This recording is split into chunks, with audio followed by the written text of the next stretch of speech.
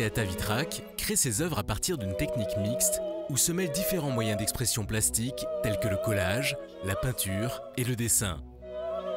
Fascinée par le monde des images, l'artiste glane tout ce qu'elle trouve ici et là, que ce soit des matériaux récupérés ou achetés dans le commerce, mais aussi des images existantes telles que des photographies, des reproductions d'œuvres, des images de magazines ou autres papiers imprimés de textures variées. Moi, je trouve ça très séduisant de découper, froisser, détruire, reconstruire l'image qui appartient à un autre artiste. Mais c'est un peu l'histoire de la peinture et de la représentation, c'est s'inspirer des autres tout le temps. Matéata Vitrac réalise ses tableaux en plusieurs étapes. Chaque œuvre est l'aboutissement d'un long et minutieux travail de composition et d'improvisation. Donc, je travaille uniquement sur du contreplaqué. Ça, c'est du 6 mm ou 4 mm, ça dépend des formats. Parce que comme il y a des manipulations, donc beaucoup de couches de papier, du ponçage, ce support s'y prête plus qu'un support en toile. Le problème de la toile, c'est que c'est beaucoup plus fragile. Le support rigide est entièrement recouvert d'un vernis-colle étalé à l'aide d'une brosse. Donc ensuite, je prends mes papiers.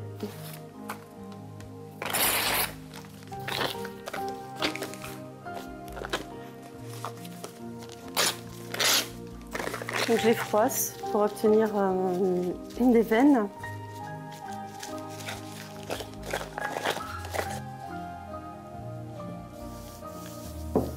Et je remets de la colle par-dessus.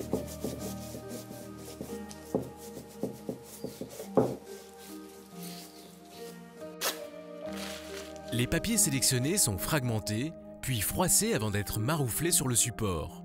Le froissement du matériau crée des effets de matière, des veines, qui seront révélés plus tard au cours du ponçage. Et je continue donc l'opération jusqu'à ce que tout le support est disparu.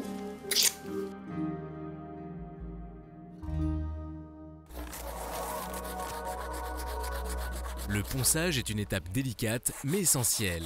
Effectué à l'aide d'un papier de verre fin, il permet de supprimer les épaisseurs dues à la superposition des fragments de papier. Ici, on a tous les reliefs créés par les collages. Et en fait, c'est ça que j'appelle les veines qui apparaissent une fois que la matière est retirée. Alors ça aussi, ça peut durer très longtemps. Cette étape dure plusieurs heures, voire des jours, avant d'obtenir une surface entièrement lisse, au risque de créer ce que l'artiste appelle des accidents. C'est ce que je disais tout à l'heure, ça crée des accidents. Donc il y a des endroits où il y a de la déconstruction, oui, mais il y a d'autres choses qui se reconstruisent derrière, en fait. Donc il y a vraiment une grande part d'aléatoire. Enfin, même pour moi, c'est la surprise à chaque fois. Enfin, je choisis les couleurs et un petit peu l'organisation, mais la plupart du temps, il y a une certaine magie, en fait. Les choses apparaissent un petit peu toutes seules et je m'adapte, je suis le tableau. Je sais pas où il veut m'emmener. Le ponçage terminé, l'artiste recouvre le tableau d'un vernis brillant pour observer les effets de transparence souhaités. Si le résultat lui convient, elle applique au support de nouveaux éléments, plus délicats. Donc soit des petites feuilles comme ça. Voire précieux. Alors, il y a la feuille d'or aussi. Mais pourquoi utiliser une feuille d'or ? Oh, j'adore tout ce qui est toute la peinture de la Renaissance, les vieilles icônes italiennes.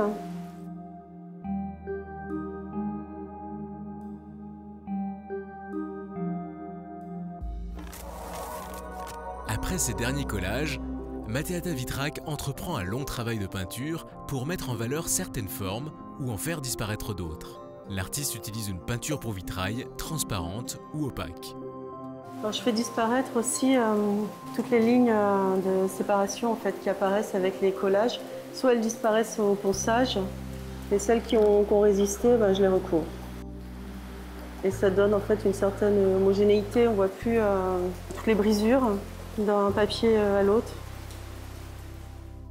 En 2005, Matéata Vitrac a réalisé une série de diptyques sur de grands panneaux de bois rappelant les vitraux. Elle a puisé son influence chez quelques grands maîtres du XVe siècle.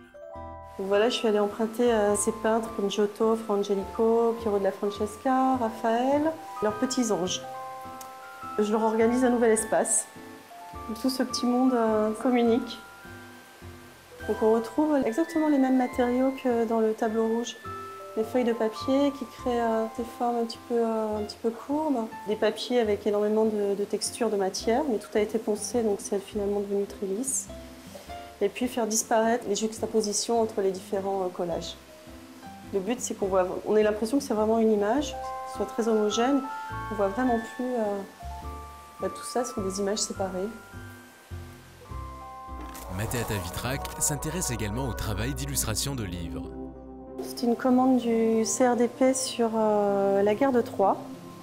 Donc on m'a demandé d'illustrer le voyage d'Ulysse de Grèce jusqu'à Troie. En 2010, Matteata Vitrac a illustré un recueil de poèmes intitulé Utopia, écrit par Gilles Cerdan. Elle a effectué un important travail graphique au feutre fin qui se superpose aux aplats de couleurs acryliques.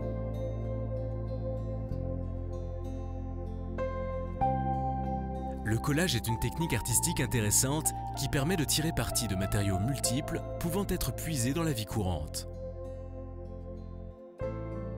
Le processus de réalisation d'une œuvre collagiste est caractérisé par deux étapes essentielles, celle de la déconstruction et celle de la reconstruction.